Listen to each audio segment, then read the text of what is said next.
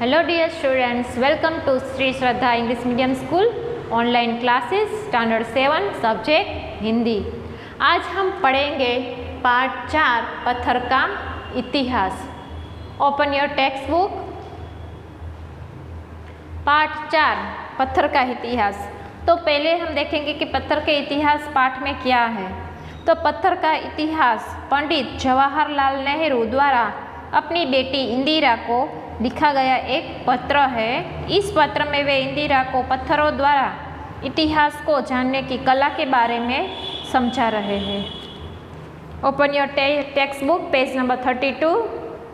सभी का ध्यान टेक्स्ट बुक में। पाठ 4 पत्थर का इतिहास। ये एक पत्र है। आनंद भवन, इलाहाबाद। प्रिय इंदु, जब तुम मेरे साथ रहती हो तो अक्सर मुझसे बहुत ही बातें पूछा करती हो और मैं उनका जवाब देने की कोशिश करता हूँ। लेकिन अब जब तुम मसूरी में हो और मैं इलाहाबाद में, हम दोनों उस तरह बात नहीं कर सकते। इसलिए मैंने इरादा किया कि मैं तुम्हें कभी कभी इस दुनिया की और उन छोटे बड़े देशों की कि जो इस दुनिया में है छोटी छोटी कथाएं लिखा करूँगा। कि उसके पिता जवाहरलाल उसे कहते हैं कि अब तुम मैसूरी में हो और मैं इलाहाबाद में, तो हम सामने बैठ के बातें नहीं कर सकते। इसलिए कभी कभी मैं तुम्हें छोटे छोटे पत्र और इस दुनिया की छोटी बड़ी बातें पत्र में लिखकर मैं तुम्हें बतलाऊँगा। तुम्हें हिंदुस्तान और इंग्लैंड का कुछ हाल इतिहास में पढ़ा है, लेकिन इंग्लैंड केवल एक छोटा सा टापू है और हिंदुस्तान जो एक बहुत बड़ा देश है, फिर भी दुनिया का एक छोटा सा हिस्सा है। अगर तुम्हें इस दुनिया का हाल जानने का शौक है तो तुम्हें सब देशों का और उन सब जातियों का जो इसमें बसी हुई है ध्यान रखना पड़ेगा, केवल उस एक छोटे से देश का नहीं जिसमें तुम पैदा हुई हो। तो जवाहरलाल उसकी बेटी इंदिरा को कहते हैं कि अगर तुम्हें सभी टापू या छोटे बड़े देश की जानकारी चाहिए तो तुम जहाँ पैदा हुई हो वो एक देश की जानकारी नहीं रखनी चाहिए, सभी देश की जानकारी रखनी चाहिए।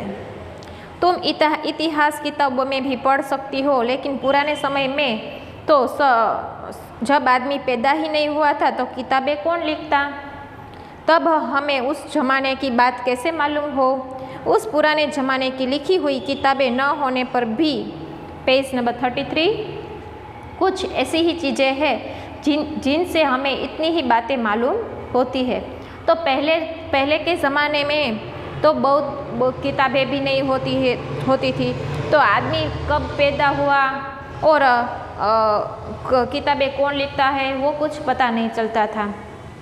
तो ये सभी चीज़ें आप तुम्हें याद रखनी चाहिए। और हर किताबें कौन न होने पर भी कुछ ऐसी चीज़ें हैं जिनमें हमें इतनी ही बातें मालूम होती है जितनी किसी किताब में होती है।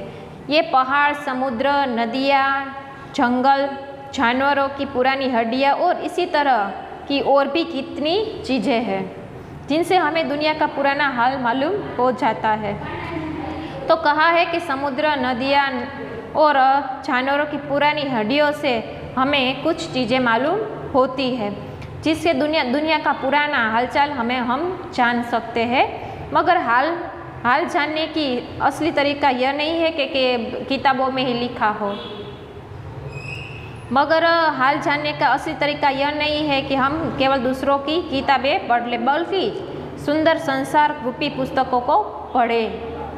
मुझे आशा है कि पत्थरों और पहाड़ों को पढ़कर तुम थोड़ी ही दिनों में उनका हाल जानना सीख जाओगी। सोचा कि कितने मज़े की बात है। एक छोटा सा रोड़ा यानी कि एक पत्थर का टुकड़ा जिसे तुम सड़क पर या पहाड़ के नीचे पड़ा हुआ देखती हो।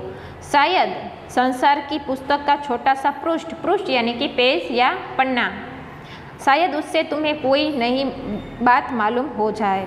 शर्त यही है कि तुम्हें उसे पढ़ना आता हो।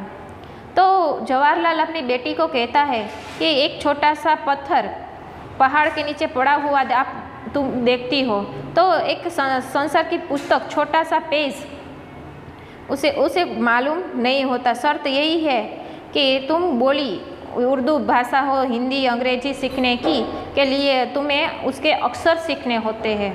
इसी तरह पहले तुम्हें प्रकृति के अक्षर पढ़ने पड़ेंगे, तभी उसकी कहानी, उसके पत्थरों से चट्टानों की बात किताब से आप सीख सकोगे। शायद अब भी तुम उसे थोड़ा थोड़ा पढ़ना जानती हो। ऐसा नहीं है कि किताबों में हम पढ़ लें और सभी जानकारी प्राप्त कर लें। आप पहाड़ और उसके देखकर, उसका प्रकृति देखकर भी आप पता कर सकते हो। शायद अब भी तुम उसे थोड़ा थोड़ा पढ़ना जानती हो। जब तुम कोई छोटा सा गोल चमकीला रोड़ा देखती हो तो क्या वह तुम्हें कुछ नहीं बतलाता? वह कैसे गोल, चिकना और चमकीला हो गया और उसके खुरदरे क्या किनारे या कोने क्या हुए? खुरदरे यानी कि दानेदार। अगर तुम किसी भी चट्टान को तोड़कर टुकड़े टुकड़े कर दो तो हर एक टुकड़ा खुरदरा, दानेदार और नुकीला हो जाएगा। वह चिकने रोड़े की तरह बिल्कुल नहीं होगा। और फिर यह रोड़ा कैसे इतना चमकीला, चिकना और गोल हो गया? Page number 34। अगर तुम्हारी आंखें देखें और कान सुने तो तुम रोड़े के मुंह से उसकी कहानी सुन सकती हो। वह तुमसे कहेगा कि एक समय जिसे शायद बहुत दिन गुजरे हो, वह भी एक चट्टान का टुकड़ा था।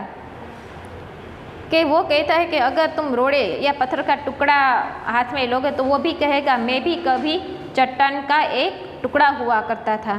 ठीक उसी टुकड़े की तरह उसे किनारे और कोने थे जिसे तुम बड़ी चट्टान के साथ से तोड़ती हो। शायद वह किसी पहाड़ के दामन में पड़ा रहा। तब पानी आया और उसे छोटी सी घाटी तक ले गया। वहाँ से पहाड़ी नाले ने एक छोटे से दरिया यानी कि नदी में पहुँचा दिया। उसे छोटे से दरिया से वह बड़े दरिया में पहुँचा। इसी बीच वह दरिया में पेदे यानी कि तला, जो दरिया का तला होता है, तला में लुढ़कता रहा। उसके किनारे घिस गए और वह चिकना और चमकदार बन गया। इसी तरह वह कंकड़ बना जो तुम्हारे सामने है। किसी वजह से दरिया उसे छोड़ गया और तुम उसे पा गई। अगर दरिया उसे और आगे ले जाता तो वह छोटा होते अंत में बालू का जर्रा यानी कि कण में हो जाता। वह समुद्र के किनारे जहाँ अपने भाइयों से मिल जाता और जहाँ एक सुंदर बालू का किनारा बन जाता है जिस पर छोटे छोटे बच्चे खेलते हैं और बालू के घरांदे बनाते हैं। घरांदे यानी कि घर।